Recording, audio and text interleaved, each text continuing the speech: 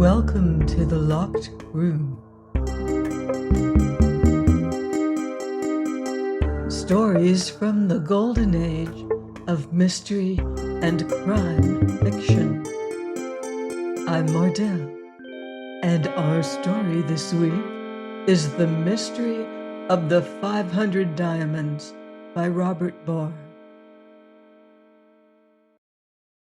When I say I am called Valmont, the name will convey no impression to the reader one way or another.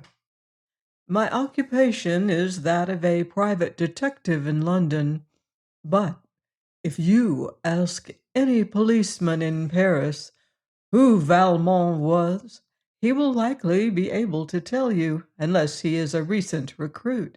If you ask him where Valmont is now, he may not know. Yet I have a good deal to do with the Parisian police. For a period of 7 years, I was chief detective to the government of France, and if I am unable to prove myself a great crime hunter, it is because the record of my career is in the secret archives of Paris. I may admit at the outset that I have no grievances to air. The French government considered itself justified in dismissing me, and it did so. In this action it was quite within its right, and I should be the last to dispute that right, but on the other hand, I consider myself justified in publishing the following account of what actually occurred, especially as so many false rumors have been put abroad concerning the case. However, as I said at the beginning, I hold no grievance, because my worldly affairs are now much more prosperous than they were in Paris. My intimate knowledge of that city and the country of which it is the capital, bringing to me many cases with which I have dealt more or less successfully since I established myself in London. Without further preliminary, I shall at once plunge into an account of the case which riveted the attention of the whole world a little more than a decade ago. The year 1893 was a prosperous 12 months for France. The weather was good, the harvest excellent, and the wine of that vintage is celebrated to this day. Everyone was well off and reasonably happy, a marked contrast to the state of things a few years later, when dissension over the Dreyfus case rent the country in twain. Newspaper readers may remember that in 1893 the government of France fell heir to an unexpected treasure, which set the civilized world agog, especially those inhabitants of it who are interested in historical relics. This was the finding of the diamond necklace in the Château de Chaumont, where it had rested undiscovered for a century in a rubbish heap of an attic. I believe it has not been questioned that this was the veritable necklace which the court jeweler, Beaumer, hoped to sell to Marie Antoinette, although how it came to be in the Château de Chaumont, no one has been able to form even a conjecture. For 100 years it was supposed that the necklace had been broken up in London, and its 500 stones, great and small, sold separately. It has always seemed strange to me that the Countess de la Montvallois, who was thought to have profited by the sale of these jewels, should not have abandoned France if she possessed money to leave that country, for exposure was inevitable if she remained. Indeed, the unfortunate woman was branded and imprisoned, and afterwards was dashed to death from the third story of a London house, when in the direst poverty she sought escape from the consequences of the debts she had incurred. I am not superstitious in the least. Yet this celebrated piece of treasure trove seems actually to have exerted a malign influence over everyone who had the misfortune to be connected with it, Indeed, in a small way, I who write these words suffered dismissal and disgrace, though I caught but one glimpse of this dazzling scintillation of jewels. The jeweler who made the necklace met financial ruin. The queen for whom it was constructed was beheaded. That high-born prince, Louis Rene Edouard, Cardinal de Rohan, who purchased it, was flung into prison. The unfortunate countess, who said she acted as a go-between until the transfer was concluded, clung for 5 awful minutes to a London windowsill before dropping to her death to the flags below. And now, 108 years later, up comes this devil's display of fireworks to the light again. Drouillard, the working man who found the ancient box, seems to have prized it open, and ignorant though he was, he had probably never seen a diamond in his life before, realized that a fortune was in his grasp. The baleful glitter from the combination must have sent madness into his brain, working havoc therein as though the shafts of brightness were those mysterious rays which scientists have recently discovered. He might quite easily have walked through the main gate of the chateau unsuspected and unquestioned, with the diamonds concealed about his person, but instead of this, he crept from the attic window onto the steep roof, slipped to the eaves, fell to the ground, and lay dead with a broken neck, while the necklace, intact, shimmered in the sunlight beside his body. No matter where these jewels had been found, the government would have insisted that they belonged to the treasury of the Republic.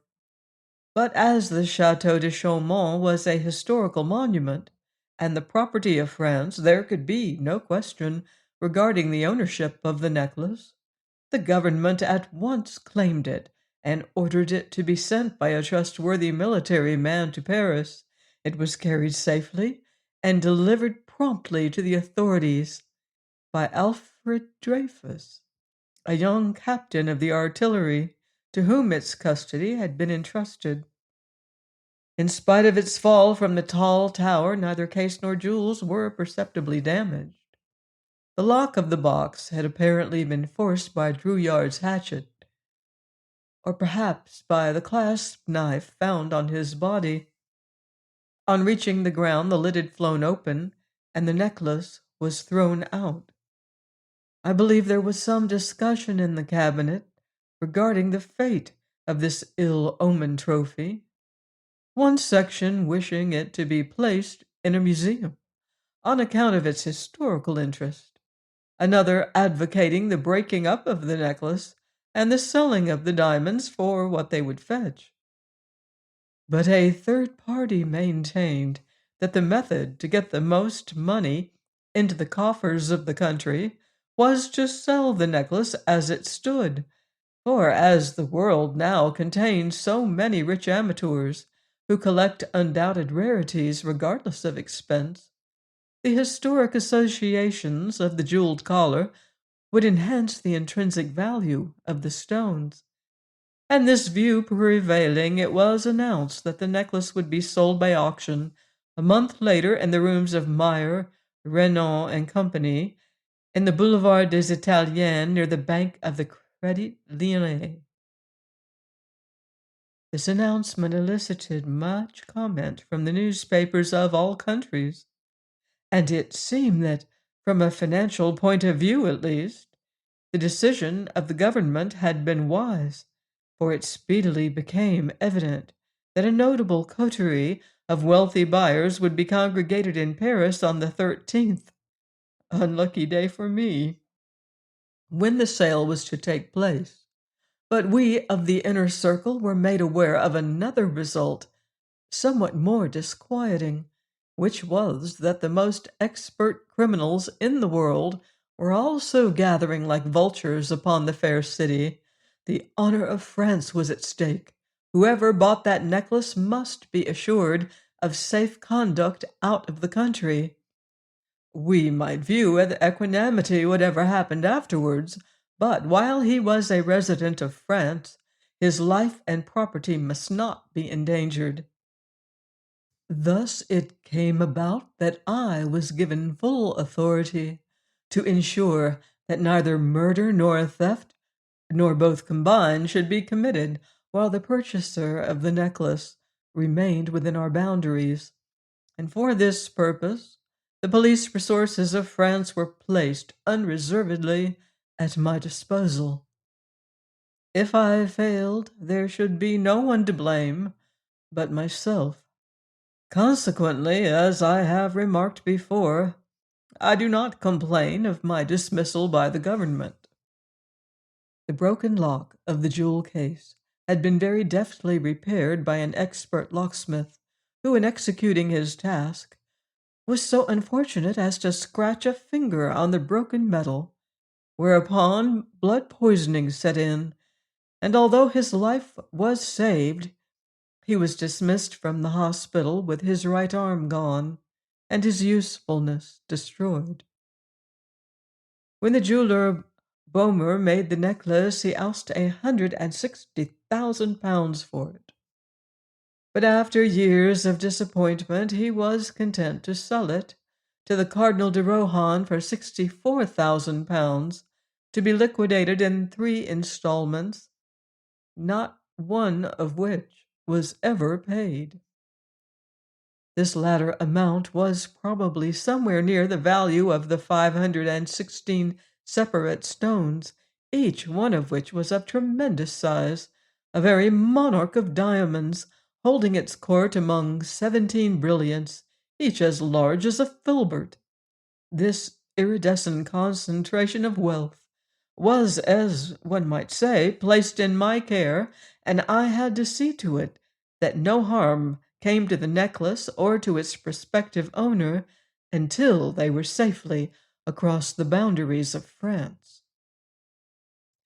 The 4 weeks previous to the 13th proved a busy and anxious time for me. Thousands, most of whom were actuated by mere curiosity, wished to view the diamonds. We were compelled to discriminate, and sometimes discriminated against the wrong person, which caused unpleasantness. 3 distinct attempts were made to rob the safe, but luckily these criminal efforts were frustrated, and so we came unscathed to the eventful 13th of the month. The sale was to begin at 2 o'clock, and on the morning of that day I took the somewhat tyrannical precaution of having the more dangerous of our own malefactors and as many of the foreign thieves as I could trump up charges against laid by the heels.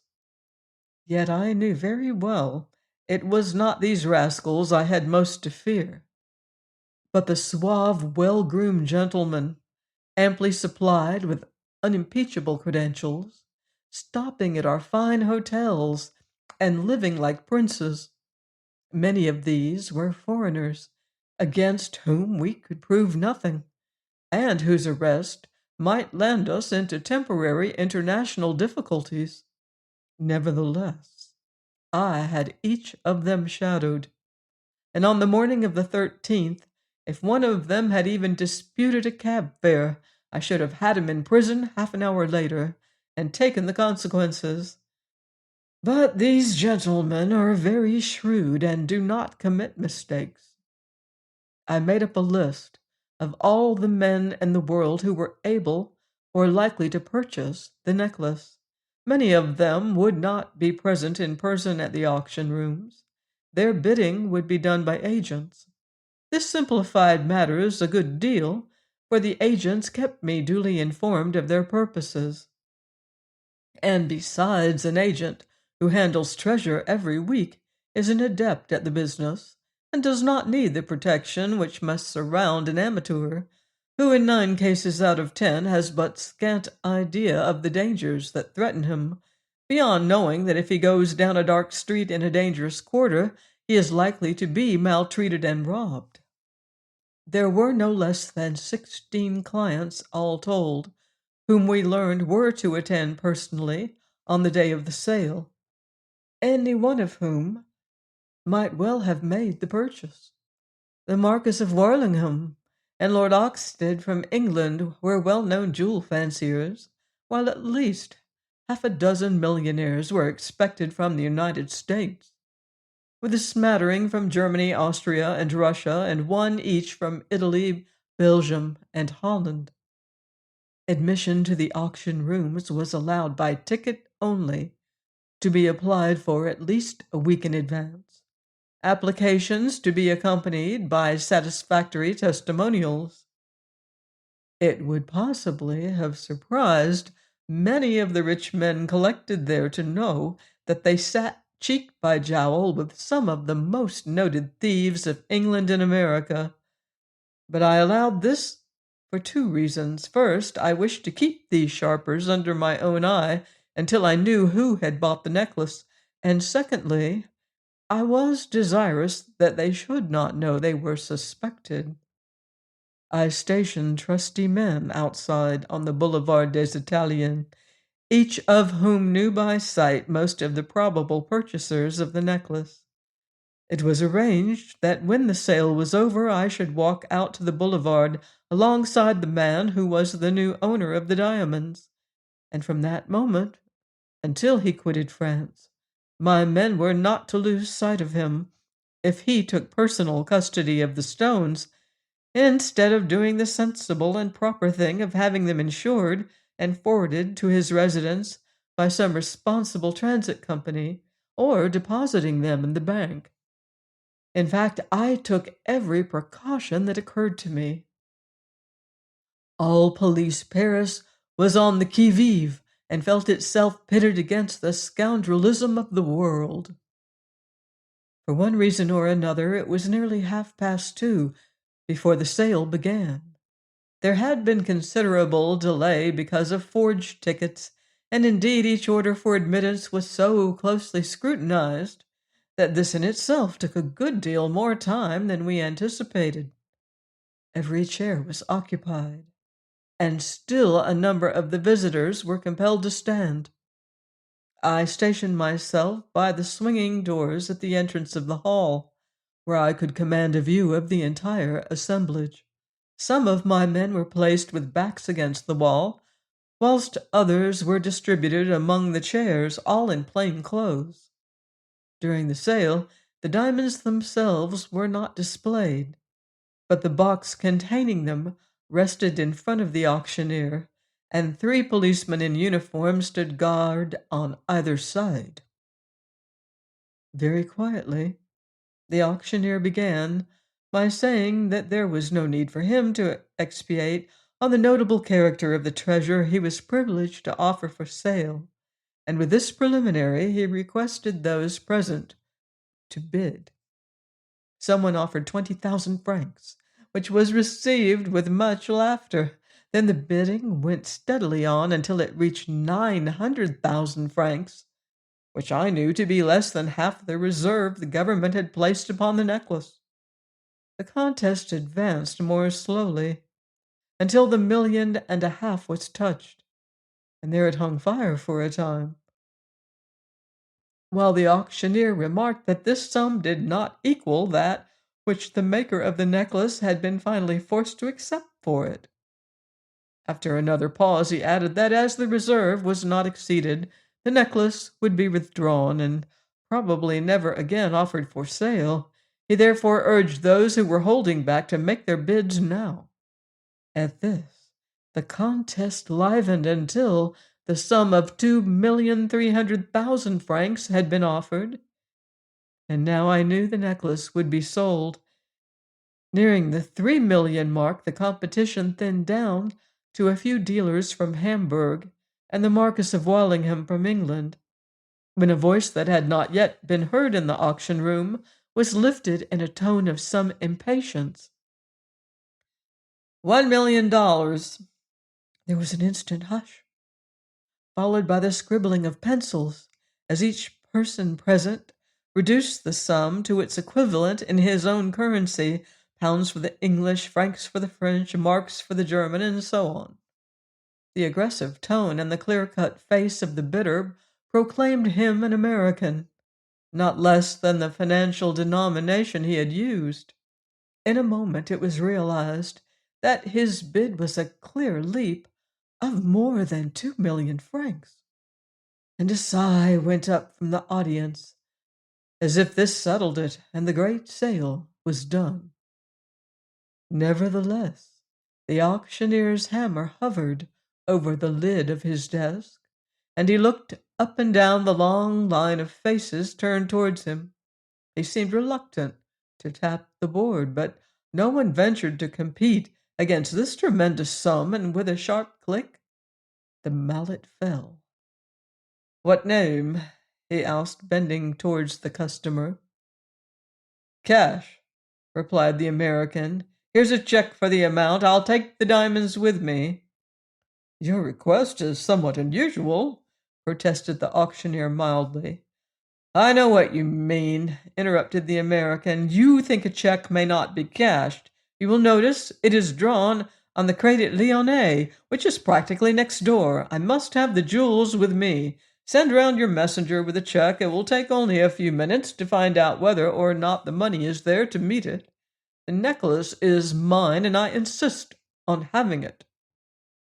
The auctioneer, with some demur, handed the check to the representative of the French government who was present, and this official himself went to the bank. There were some other things to be sold, and the auctioneer endeavored to go on through the list, but no one paid the slightest attention to him. Meanwhile, I was studying the countenance of the man who had made the astounding bid. When I should instead have adjusted my preparations to meet the new conditions now confronting me, here was a man about whom we knew nothing whatever. I had come to the instant conclusion that he was a prince of criminals, and that a sinister design, not at that moment fathomed by me, was on foot to get possession of the jewels. The handing up of the check was clearly a trick of some sort, and I fully expected the official to return and say the draft was good. I determined to prevent this man from getting the jewel box until I knew more of his game. Quickly, I removed from my place near the door to the auctioneer's desk, having two objects in view. First, to warn the auctioneer not to part with the treasure too easily, and second, to study the suspected man at closer range. Of all evil-doers, the American is most to be feared. He uses more ingenuity in the planning of his projects, and will take greater risks in carrying them out than any other malefactor on earth. From my new station I saw there were two men to deal with. The bidder's face was keen and intellectual, his hands refined, ladylike, clean and white, showing they were long divorced from manual labor, if indeed they had ever done any useful work. Coolness and imperturbability were his beyond a doubt. The companion who sat at his right was of an entirely different stamp. His hands were hairy and suntanned. His face bore the stamp of grim determination and unflinching bravery. I knew that these two types usually hunted in couples, the one to scheme, the other to execute, and they always formed a combination dangerous to encounter and difficult to circumvent. There was a buzz of conversation up and down the hall as these two men talked together in low tones. I knew now that I was face to face with the most hazardous problem of my life. I whispered to the auctioneer, who bent his head to listen. He knew very well who I was, of course. "You must not give up the necklace," I began. He shrugged his shoulders. "I am under the orders of the official from the Ministry of the Interior. You must speak to him." "I shall not fail to do so," I replied. "Nevertheless, do not give up the box too readily." "I am helpless," he protested with another shrug. "I obey the orders of the government." Seeing it was useless to parley further with the auctioneer, I set my wits to work to meet the new emergency. I felt convinced that the check would prove to be genuine, and that the fraud, wherever it lay, might not be disclosed in time to aid the authorities. My duty, therefore, was to make sure we lost sight neither of the buyer nor the thing bought. Of course, I could not arrest the purchaser merely on suspicion. Besides, it would make the government the laughing stock of the world if they sold a case of jewels and immediately placed the buyer in custody when they themselves had handed over his goods to him. Ridicule kills in France. A breath of laughter may blow a government out of the existence in Paris much more effectually than will a whiff of cannon smoke. My duty, then, was to give the government full warning and never lose sight of my man until he was clear of France. Then my responsibility ended. I took aside one of my own men in plain clothes and said to him, "You have seen the American who has bought the necklace?"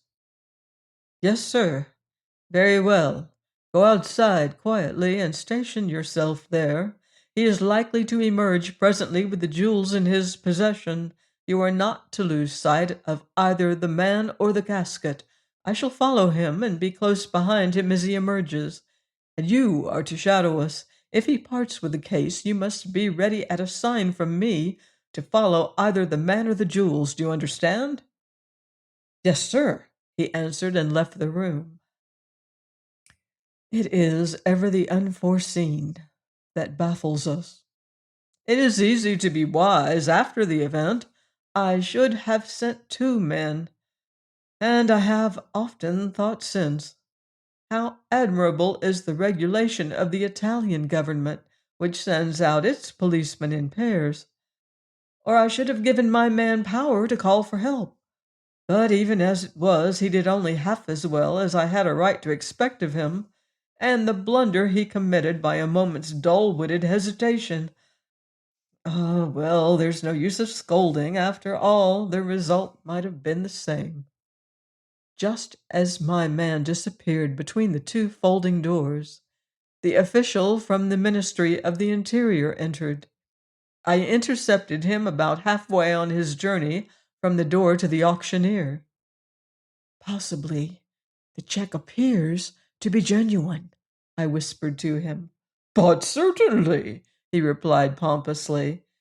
He was an individual greatly impressed with his own importance, a kind of character with which it is always difficult to deal.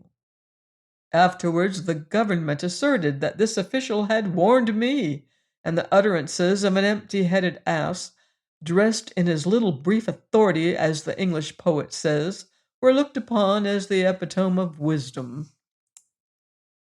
"I advise you strongly not to hand over the necklace as has been requested," I went on. "Why?" he asked. "Because I am convinced the bidder is a criminal." "If you have proof of that, arrest him." "I have no proof at the present moment, but I request you to delay the delivery of the goods." "That is absurd," he cried impatiently. "The necklace is his, not ours. The money has already been transferred to the account of the government. We cannot retain the 5 million francs and refuse to hand over to him what he has bought with them." And so the man left me standing there nonplussed and anxious.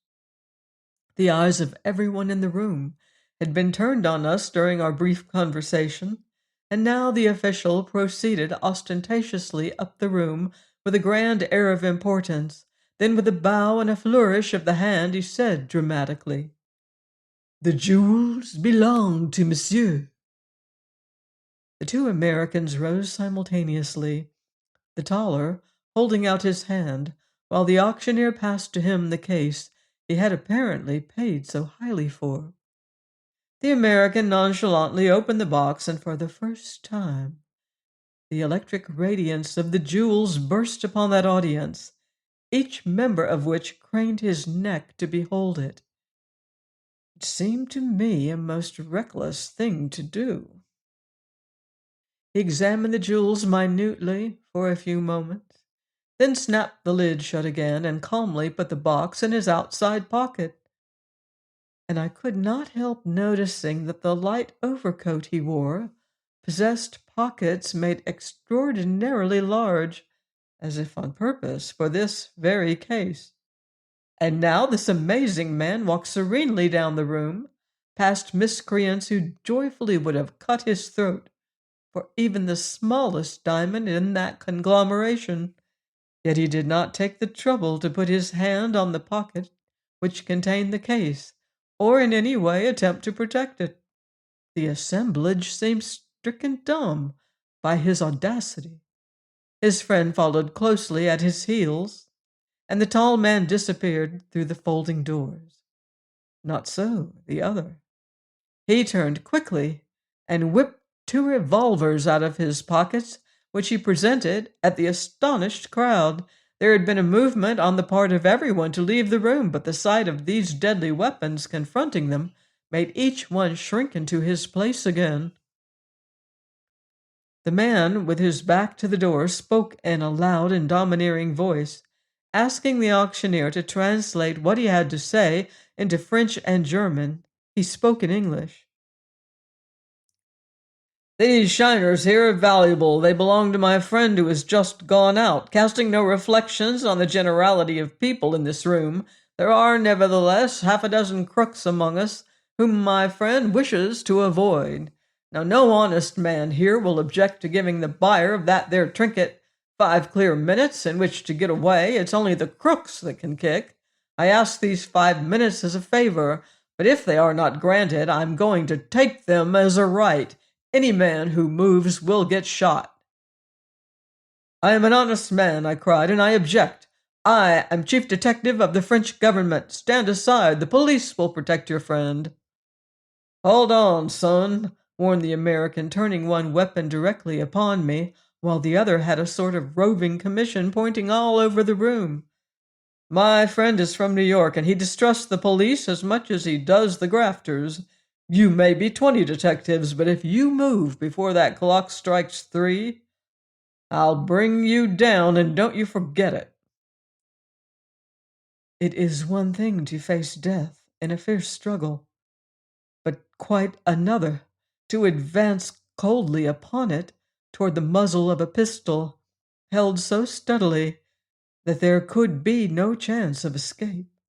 The gleam of determination in the man's eyes convinced me. He meant what he said.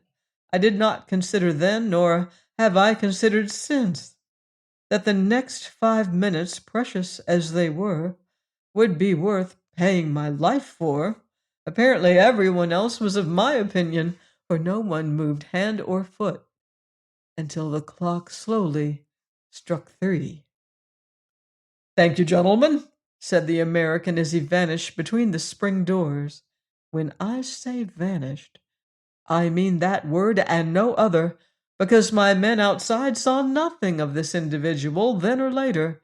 He vanished as if he had never existed, and it was some hours before we found how this had been accomplished. I rushed out almost on his heels, as one might say, and hurriedly questioned my waiting men. They had all seen the tall American come out with the greatest leisure and stroll towards the west. As he was not the man any of them were looking for, they paid no further attention to him.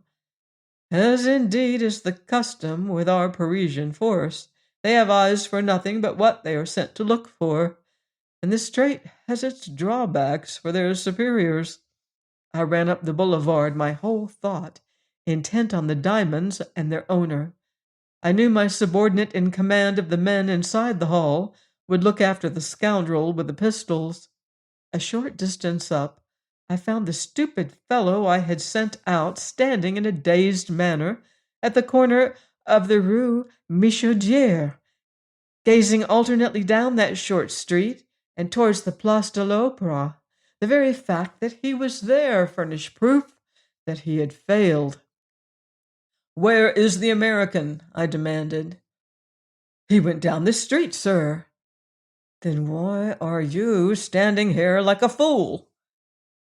"I followed him this far when a man came up the Rue Michaudière, and without a word the American handed him the jewel box, turning instantly down the street up which the other had come. The other jumped into a cab and drove towards the Place de l'Opéra." And what did you do? Stood here like a post, I suppose? I didn't know what to do, sir. It all happened in a moment. Why didn't you follow the cab?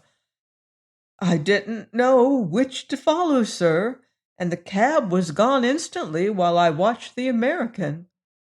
What was its number? I don't know, sir. You clod! Why didn't you call one of our men, whoever was nearest, and leave him to shadow the American while you followed the cab? I did shout to the nearest man, sir, but he said you told him to stay there and watch the English lord. And even before he had spoken, both American and cabman were out of sight. Was the man to whom he gave the box an American also? No, sir, he was French. How do you know? By his appearance and the words he spoke. I thought you said he didn't speak. He did not speak to the American, sir, but he said to the cabman, "Drive to the Madeleine as quickly as you can." Describe the man. He was a head shorter than the American, wore a black beard and a mustache, rather neatly trimmed, and seemed to be a superior sort of artisan. You did not take the number of the cab. Should you know the cabman if you saw him again? Yes, sir, I think so. Taking this fellow with me, I returned to the now nearly empty auction room, and there gathered all my men about me. Each in his notebook took down the particulars of the cabman and his passenger from the lips of my incompetent spy. Next, I dictated a full description of the two Americans, then scattered my men to the various railway stations of the lines leading out of Paris, with orders to make inquiries of the police on duty there, and to arrest one or more of the four persons described, should they be so fortunate as to find any of them. I now learned how the rogue with the pistols vanished so completely as he did. My subordinate in the auction room had speedily solved the mystery. To the left of the main entrance of the auction room was a door that gave private access to the rear of the premises. As the attendant in charge confessed when questioned, he had been bribed by the American earlier in the day to leave this side door open and to allow the man to escape by the goods entrance. Thus the ruffian did not appear on the boulevard at all, and so had not been observed by any of my men. Taking my futile spy with me, I returned to my own office and sent an order throughout the city that every cabman who had been in the Boulevard des Italiens between 2:30 and 3:30 that afternoon should report immediately to me. The examination of these men proved a very tedious business indeed, but whatever other countries may say of us, we French are patient, and if the haystack is searched long enough, the needle will be found. I did not discover the needle I was looking for, but I came upon one quite as important, if not more so. It was nearly 10 o'clock at night when a cabman answered my oft-repeated questions in the affirmative. Did you take up a passenger a few minutes past 3 o'clock on the Boulevard des Italiens, near the Crédit Lyonnais? Had he a short black beard? Did he carry a small box in his hand and order you to drive to the Madeleine? The cabman seemed puzzled. He wore a short black beard when he got out of the cab, he replied. What do you mean by that? I drive a closed cab, sir. When he got in, he was a smooth-faced gentleman. When he got out, he wore a short black beard. Was he a Frenchman? No, sir, he was a foreigner, either English or American. Was he carrying a box? No, sir, he held in his hand a small leather bag. Where did he tell you to drive? He told me to follow the cab in front, which had just driven off very rapidly towards the Madeleine. In fact, I heard the man, such as you describe, order the other cabman to drive to the Madeleine. I had come alongside the curb when this man held up his hand for a cab, but the open cab cut in ahead of me. Just then my passenger stepped up and said in French, but with a foreign accent, "Follow that cab wherever it goes." I turned with some indignation to my inefficient spy. You told me, I said, that the American had gone down a side street, yet he evidently met a second man, obtained from him a handbag, turned back, and got into the closed cab directly behind you. Well, sir, stammered the spy, I could not look in two directions at the same time. The American certainly went down the side street, but of course I watched the cab which contained the jewels. And you saw nothing of the closed cab right at your elbow? Oh, the boulevard was full of cabs, sir, and the pavement crowded with passers-by, as it always is at that hour of the day, and I have only two eyes in my head. I am glad to know you had that many, for I was beginning to think you were blind. Although I said this, I knew in my heart it was useless to censure the poor wretch, for the fault was entirely my own in not sending two men, and in failing to guess the possibility of the jewels and their owner being separated. Besides, here was a clue to my hand at last, and no time must be lost in following it up, so I continued my interrogation of the cabman. The other cab was an open vehicle, you say? Yes, sir. You succeeded in following it? Oh, yes, sir. At the Madeleine, the man in front redirected the coachman, who turned to the left and drove to the Place de la Concorde, then up to the Champs-Élysées to the Arch, and so down the Avenue de la Grande Armée and the Avenue de Neuilly to the Pont de Neuilly, where it came to a standstill. My fare got out, and I saw he now wore a short black beard, which he had evidently put on inside the cab. He gave me a 10-franc piece, which was very satisfactory. And the fare you were following, what did he do? He also stepped out, paid the cabman, went down the bank of the river, and got on board a steam launch that seemed to be waiting for him. Did he look behind or appear to know that he was being followed? No, sir. And your fare? He ran after the first man and also went aboard the steam launch, which instantly started down the river. And that was the last you saw of them? Yes, sir. At what time did you reach the Pont de Neuilly? I do not know, sir. I was compelled to drive rather fast, but the distance is 7 to 8 kilometers.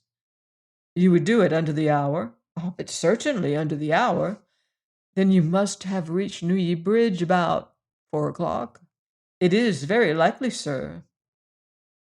The plan of the tall American was now perfectly clear to me, and it comprised nothing that was contrary to law. He had evidently placed his luggage on board the steam launch in the morning.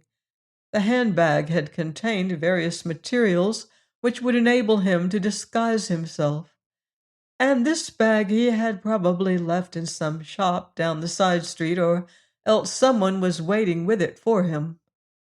The giving of the treasure to another man was not so risky as it had at first appeared, because he instantly followed that man who was probably his confidential servant.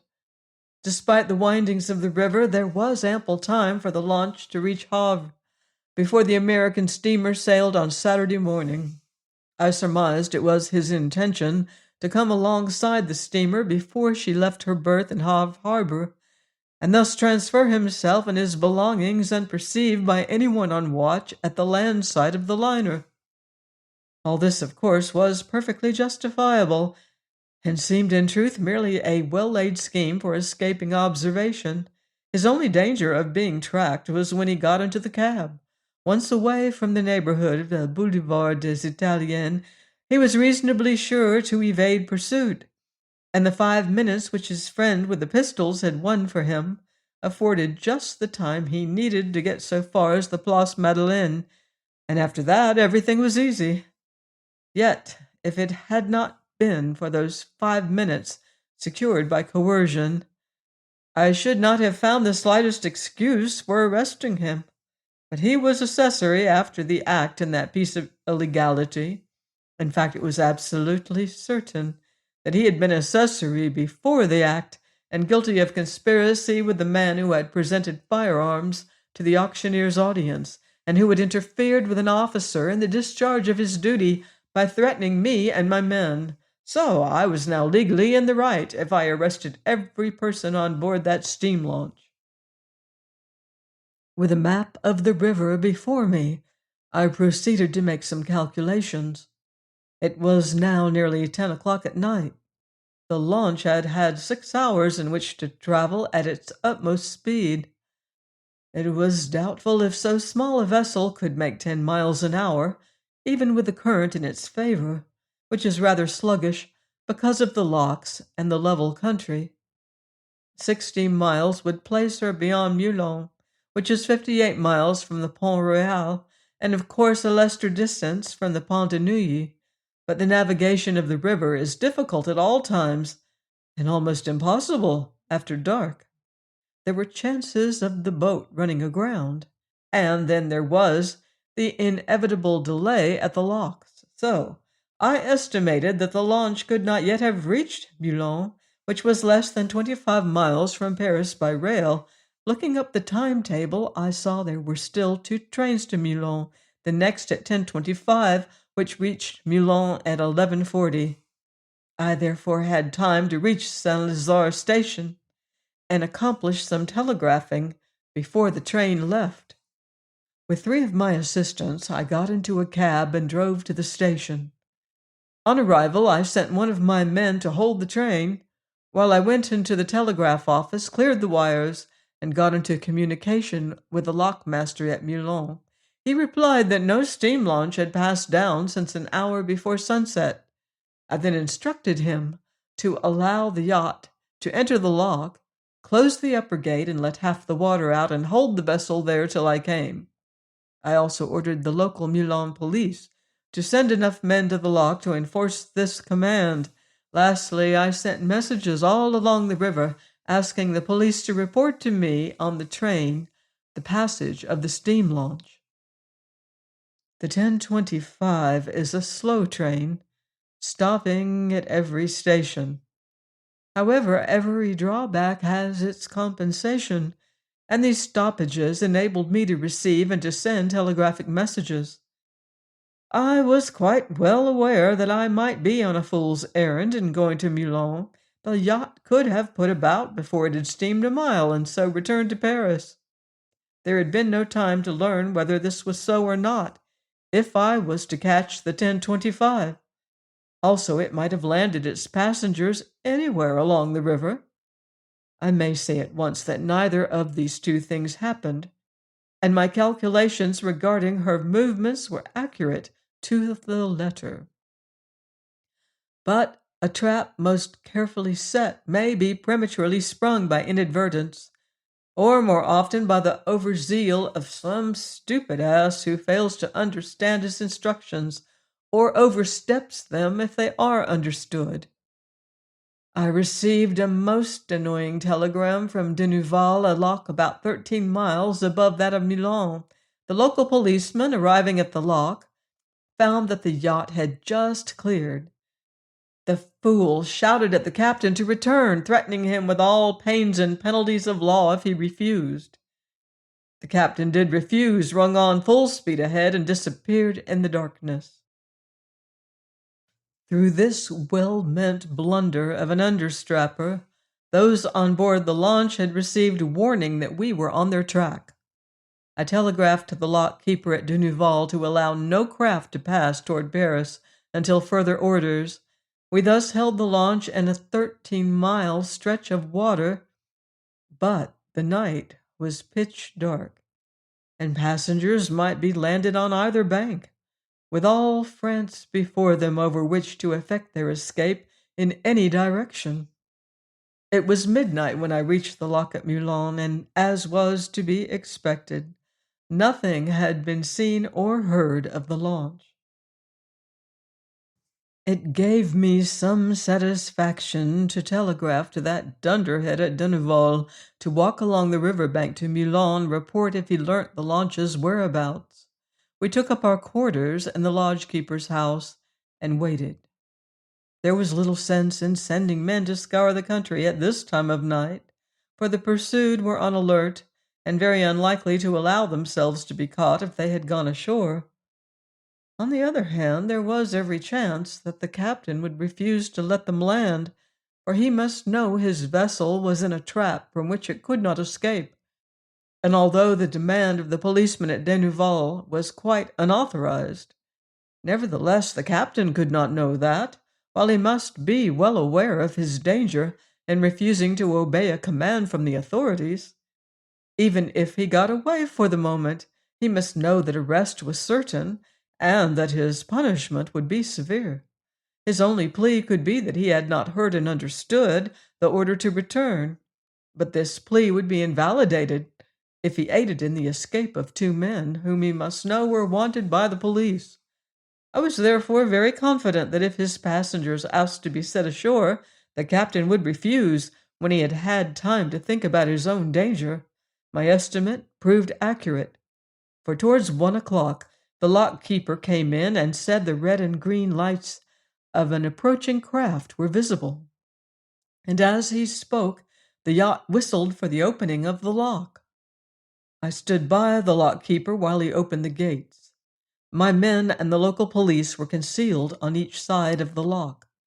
The launch came slowly in, and as soon as it had done so, I asked the captain to step ashore, which he did. "I wish a word with you," I said. "Follow me." I took him into the lock keeper's house and closed the door. "Where are you going?" "To Havre." "Where did you come from?" "Paris." "From what quay?" "From the Pont de Neuilly." "When did you leave there?"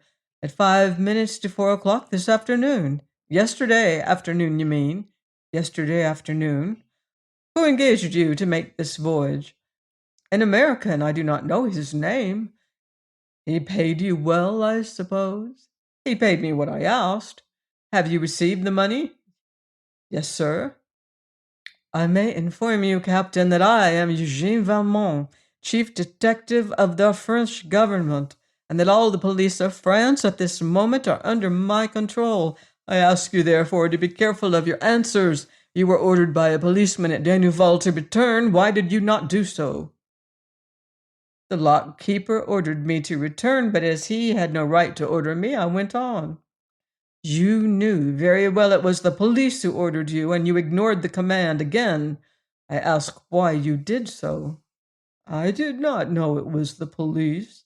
"I thought you would say that. You knew it very well, but were paid to take the risk, and it is likely to cost you dear." "You had two passengers aboard?" "Yes, sir." "Did you put them ashore between here and Denouval?" "No, sir, but one of them went overboard, and we couldn't find him again." "Which one?" "The short man." "Then the American is still aboard?" "What American, sir?" "Captain, you must not trifle with me. The man who engaged you is still aboard?" "Oh, no, sir. He has never been aboard." "Do you mean to tell me that the second man who came on your launch at the Pont de Neuilly is not the American who engaged you?" "No, sir. The American was a smooth-faced man. This man wore a black beard." "Yes, a false beard." "I did not know that, sir. I understood from the American that I was to take but one passenger. One came aboard with a small box in his hand, the other with a small bag. Each declared himself to be the passenger in question. I did not know what to do, so I left Paris with both of them on board." "Then the tall man with the black beard is still with you?" "Yes, sir." "Well, Captain, is there anything else you have to tell me? I think you will find it better in the end to make a clean breast of it." The captain hesitated, turning his cap about in his hands for a few moments. Then he said, "I'm not sure that the first passenger went overboard of his own accord. When the police hailed us at Denouval—" "Ah, you knew it was the police, then?" "I was afraid after I left it might have been. You see, when the bargain was made with me, the American said that if I reached Havre at a certain time, 1,000 francs extra would be paid to me, so I was anxious to get along as quickly as I could. I told him it was dangerous to navigate the Seine at night, but he paid me well for attempting it. After the policeman called to us at Denouval, the man with the small box became very much excited and asked me to put him ashore, which I refused to do. The tall man appeared to be watching him, never letting him get very far away. When I heard the splash in the water, I ran aft and I saw the tall man putting the box which the other had held into his handbag, although I said nothing of it at the time. We cruised back and forward about the spot where the other man had gone overboard, but saw nothing more of him. Then I came on to Milan, intending to give information about what I had seen. That is all I know of the matter, sir. Was the man who had the jewels a Frenchman? What jewels, sir? The man with the small box. Oh, yes, sir, he was French. You have hinted that the foreigner threw him overboard. What grounds have you for such a belief if you did not see the struggle? The night is very dark, sir, and I did not see what happened. I was at the wheel in the forward part of the launch, with my back turned to these two. I heard a scream, then a splash. If the man had jumped overboard, as the other said he did, he would not have screamed. Besides, as I told you, when I ran aft, I saw the foreigner put the little box in his handbag, which he shut up quickly, as if he did not wish me to notice. Very good, Captain. If you have told the truth, it will go easier with you in the investigation that is to follow. I now turned the captain over to one of my men, and ordered in the foreigner with his bag and bogus black whiskers. Before questioning him, I ordered him to open the handbag, which he did with evident reluctance. It was filled with false whiskers, false mustaches, and various bottles, but on top of them all lay the jewel case. I raised the lid and displayed that accursed necklace. I looked up at the man, who stood there calmly enough, saying nothing in spite of the overwhelming evidence against him. Will you oblige me by removing your false beard? He did so at once, throwing it into the open bag. I knew the moment I saw him that he was not the American, and thus my theory had broken down, in one very important part at least. Informing him who I was and cautioning him to speak the truth, I asked how he came in possession of the jewels. Am I under arrest? He asked. But certainly, I replied. Of what am I accused? You are accused in the first place of being in possession of property which does not belong to you. I plead guilty to that. But in the second place, you may find yourself accused of murder. I'm innocent of the second charge. The man jumped overboard. If that is true, why did he scream as he went over? Because, too late to recover his balance, I seized this box and held it. He was in rightful possession of the box. The owner gave it to him. I admit that. I saw the owner give it to him. Then why should he jump overboard?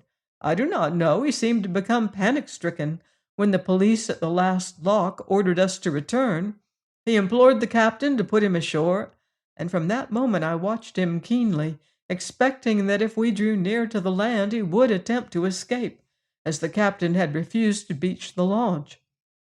He remained quiet for about half an hour, seated on a camp chair by the rail, with his eyes turned toward the shore, trying, as I imagined, to penetrate the darkness and estimate the distance. Then suddenly he sprung up and made his dash. I was prepared for this and instantly caught the box from his hand. He gave a half-turn, trying either to save himself or to retain the box. Then with a scream went down shoulders first into the water. It all happened within a second after he leaped from his chair. You admit yourself then indirectly responsible for his drowning, at least.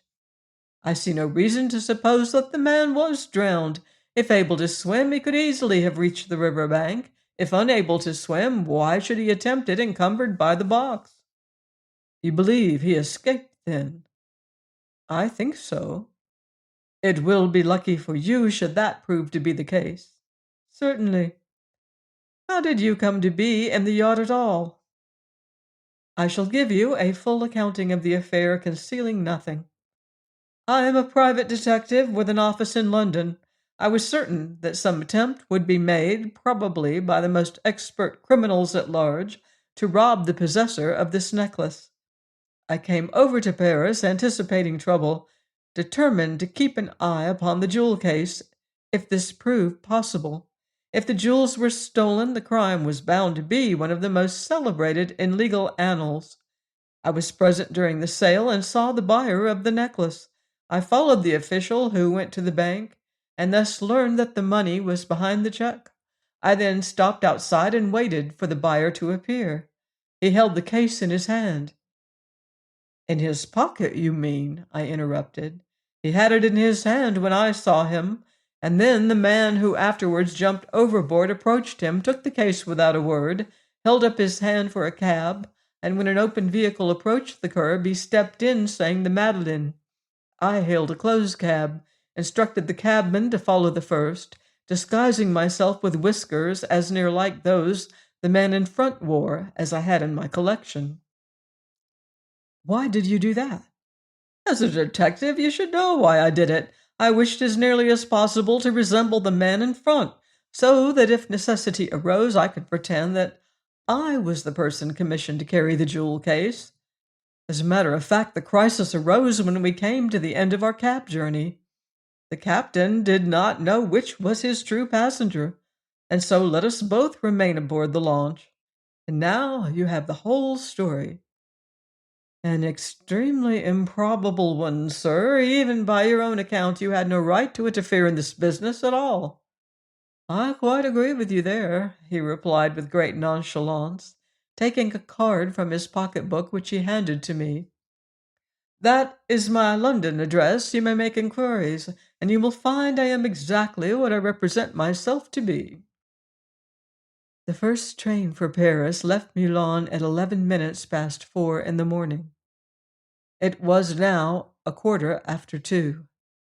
I left the captain, crew, and launch in charge of my men, with orders to proceed to Paris as soon as it was daylight.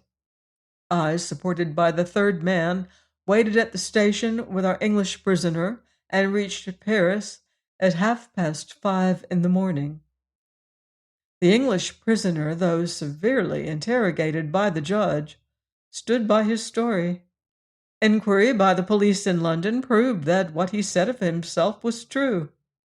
His case, however, began to look very serious when two of the men from the launch asserted that they had seen him push the Frenchman overboard, and their statement could not be shaken. All our energies were bent for the next 2 weeks on trying to find something of the identity of the missing man, or to get any trace of the two Americans. If the tall American were alive, it seemed incredible that he should not have made application for the valuable property he had lost. All attempts to trace him by means of the check on the Crédit Lyonnais proved futile. The bank pretended to give me every assistance, but I sometimes doubt if it actually did so. It had evidently been well paid for its services, and evinced no impetuous desire to betray so good a customer. We made inquiries about every missing man in Paris, but also without result. The case had excited much attention throughout the world, and doubtless was published in full in the American papers. The Englishman had been in custody 3 weeks when the chief of police in Paris received the following letter. Dear Sir, on my arrival in New York by the English steamer Lucania, I was much amused to read in the papers accounts of the exploits of detectives, French and English. I am sorry that only one of them seems to be in prison. I think his French confrère ought to be there also. I regret exceedingly, however, that there is the rumor of the death by drowning of my friend Martin Dubois, of 375 Rue Juif, Rouen. If this is indeed the case, he has met his death through the blunders of the police. Nevertheless, I wish you would communicate with his family at the address I have given and assure them that I will make arrangements for their future support. I beg to inform you that I am a manufacturer of imitation diamonds, and through extensive advertising succeeded in accumulating a fortune of many millions. I was in Europe when the necklace was found, and had in my possession over 1,000 imitation diamonds of my own manufacture. It occurred to me that Here was the opportunity of the most magnificent advertisement in the world. I saw the necklace, received its measurements, and also obtained photographs of it taken by the French government. Then I set my expert friend Martin Dubois at work, and with the artificial stones I gave him, he made an imitation necklace so closely resembling the original that you apparently do not know it is the unreal you have in your possession. I did not fear the villainy of the crooks as much as the blundering of the police, who would have protected me with brass band vehemence if I could not elude them. I knew that the detectives would overlook the obvious, but would at once follow a clue if I provided one for them. Consequently, I laid my plans just as you have discovered, and got Martin Dubois up from Rouen to carry the case I gave him down to Havre. I had had another box prepared and wrapped in brown paper, with my address in New York written thereon, the moment I emerged from the auction room. While my friend the cowboy was holding up the audience, I turned my face to the door, took out the genuine diamonds from the case, and slipped it into the box I had prepared for mailing. Into the genuine case I put the bogus diamonds. After handing the box to Dubois, I turned down a side street, and then into another, whose name I do not know, and there in a shop, with sealing wax and string, did up the real diamonds for posting. I labeled the package books, went to the nearest post office, paid a letter postage, and handed it over unregistered, as if it were of no particular value. After this, I went to my rooms in the Grand Hotel, where I had been staying under my own name for more than a month. Next morning, I took train for London, and the day after sailed from Liverpool on the Lucania. I arrived before the Gascoigne, which sailed from Havre on Saturday, met my box at the customs house, paid duty, and it now reposes in my safe. I intend to construct an imitation necklace which will be so like the genuine one that nobody can tell the two apart. Then I shall come to Europe and exhibit the pair, for the publication of the truth of this matter will give me the greatest advertisement that ever was. Yours truly, John P. Hazard. I at once communicated with Rouen, and found Martin Dubois alive and well. His first words were, "I swear I did not steal the jewels." He had swum ashore, tramped to Rouen, and kept quiet in great fear, while I was fruitlessly searching Paris for him. It took Mr. Hazard longer to make his imitation necklace than he supposed, and several years later he booked his passage with the two necklaces on the ill-fated steamer Bourgogne, and now rests beside them at the bottom of the Atlantic. Full many a gem of purest ray serene, the dark, unfathomed caves of ocean bear. Please join me here next week for more sparkling gems of mystery on The Locked Room. In the meantime, beware of footsteps in the dark.